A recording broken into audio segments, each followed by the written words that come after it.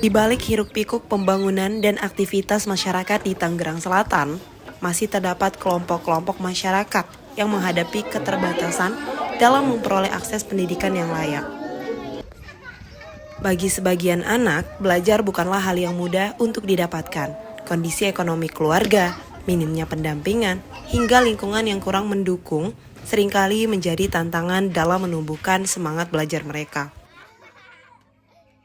Namun, di tengah berbagai keterbatasan tersebut, hadir sekelompok mahasiswa yang memilih untuk turun langsung ke masyarakat. Bukan hanya sebagai pelajar di bangku perkuliahan, tetapi sebagai relawan yang membawa harapan melalui pendidikan, kepedulian, dan pengabdian. Dari tempat sederhana inilah, langkah-langkah kecil menuju perubahan mulai tumbuh.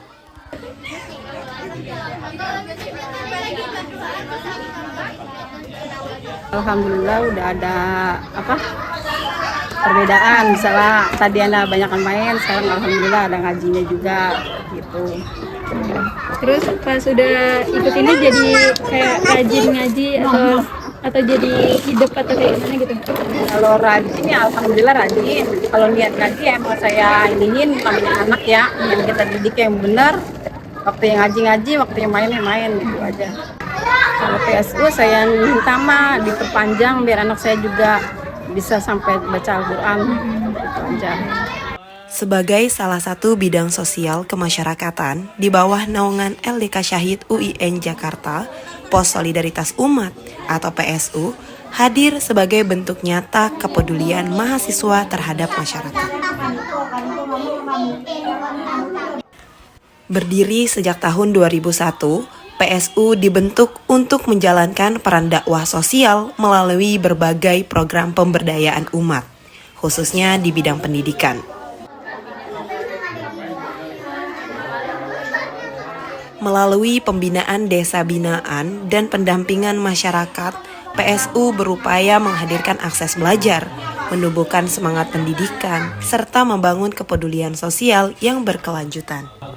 Nah, tapi di situ Aisyah nggak berkecil hati. Perkenalkan, nama saya Ganang Muhammad Wasis.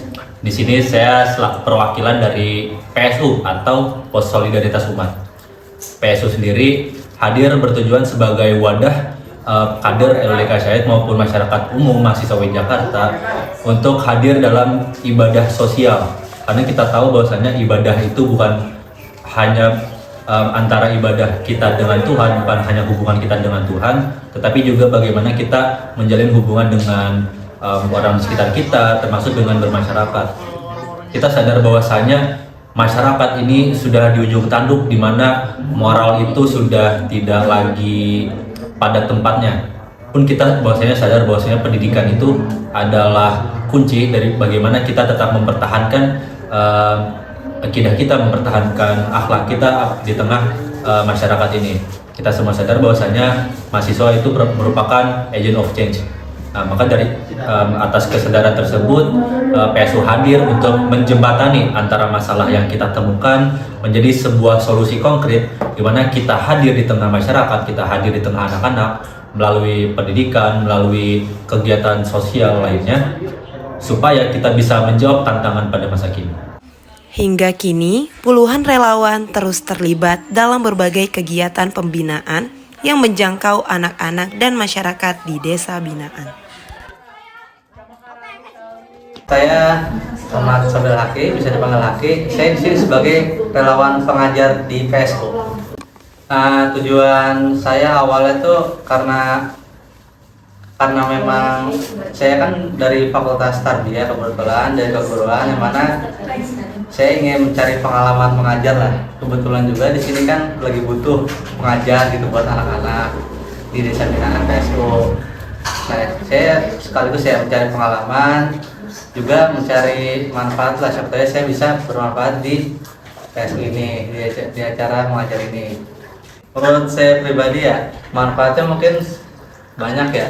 Kan bisa dibilang kayak di anak-anak desa binaan yang di PSU ini, kayak mungkin banyak dari mereka yang dari segi pendidikan masih kurang gitu, kurang mendapatkan fasilitas lah. Ya, dimana di sini tuh PSU hadir dan juga memberikan wadah untuk mahasiswa atau enggak orang-orang lah untuk menjadi relawan untuk mengajar di desa binaan ini, sehingga ya manfaatnya banyak buat berguna buat anak-anak di desa binaan, begitupun buat mahasiswa-mahasiswa lainnya ataupun dari luar kampus UIN Jakarta buat jadi relawan yang ingin mencari pengalaman mengajar dan ingin bermanfaat di desa binaan. Harapannya jelas sih mereka jadi semakin terbuka ya pikirannya, ya, terutama dari segi ilmu agama ya, kan banyak dari mereka yang awalnya nggak bisa ngaji, akhirnya hadirlah PSU buat ngajar ngaji. Begitupun juga ilmu agama, mungkin yang awalnya mereka nggak tahu sholat itu seperti apa, akhirnya diajarin gimana cara sholat, bagaimana cara bedakan mana yang halal mana yang haram. Pokoknya yang awalnya mereka tidak tahu jadi tahu gitu.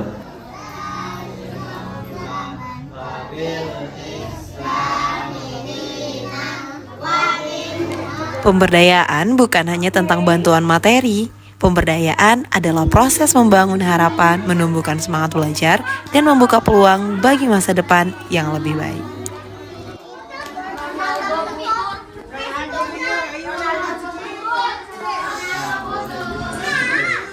Kegiatan PSU aku suka pas lagi acara PSU Ceria, itu di bulan puasa karena acaranya setahun sekali dan seru juga. Karena kakak PSU-nya itu bisa ngajar sambil ngajak main, jadi kitanya nggak bosen gitu.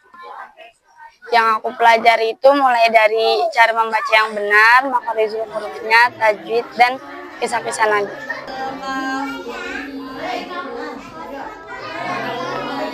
Kalau cita-cita aku jadi dokter.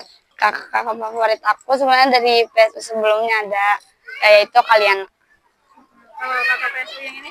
Kalau kakak PSU yang sekarang Kak Muti.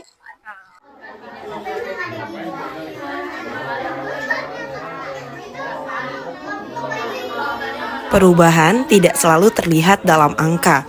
Terkadang perubahan hadir melalui senyuman, semangat belajar, dan mimpi-mimpi yang mulai tumbuh. Alhamdulillah dengan adanya PSU ada di sini gitu. Jadi yang tadinya anak-anak itu kan tidak ada kegiatan untuk mengaji, terus gak ada kegiatan seperti sekarang. Semenjak adanya PSU, jadi anak-anak yang suka mulung, suka ngamen juga jadi ikut belajar di PSU ini. Di zaman sekarang itu karena anak-anak itu sekarang kebanyakan main HP ya, sama nada bicara kan lebih tinggi daripada orang tua, terus dari bahasanya juga kan udah ada yang kasar juga gitu. Jadi alhamdulillah ya itulah dengan adanya pengajarnya kakak PSU jadi lebih baik gitu dengan adanya program kakak PSU ini. Program dari kakak PSU ini yang sekarang lagi dari akidah akhlak, dari segi materi-materi yang dikasih sama kakak-kakak yang lagi mengajar sekarang gitu. Jadi orang tua itu diibaratin ada yang ngebantu untuk ngedidik anak-anak di sini. Bukan hanya dididik di rumah. Iya, bukan hanya dididik di rumah, tapi ada juga yang ngebantu, yang ngingetin bahwa anak-anak itu jadi lebih baik gitu.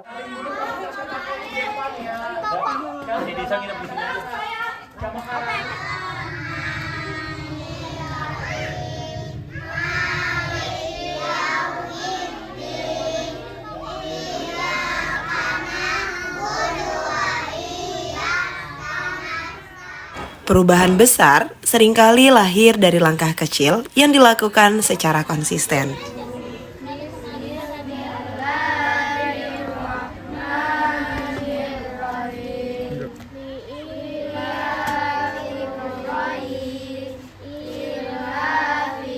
Ketika kepedulian bertemu tindakan, lahirlah harapan baru bagi umat.